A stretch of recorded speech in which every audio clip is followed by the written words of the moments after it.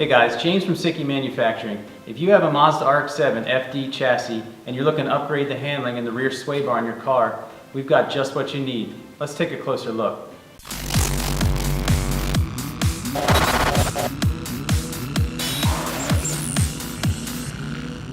The major features and benefits that set this SIKKY sway bar apart from the other FD rear sway bars is it comes with a 3-hole adjustability, high-end end links, bushings, hardware, and even the grease for a very simple and quick installation. As with all SIKKY sway bars, it comes with this green, high-quality powder coat to ensure a lifetime of use and keep it looking good the whole time.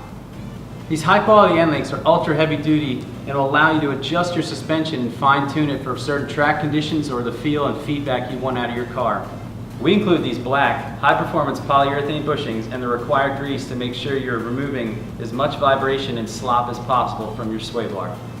Our sway bar is 3-way adjustable to really allow you to dial in your setup to exactly what you need for the track conditions.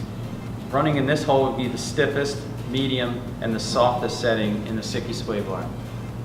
This is going to be a quick and easy bolt-on installation for your FD RX7.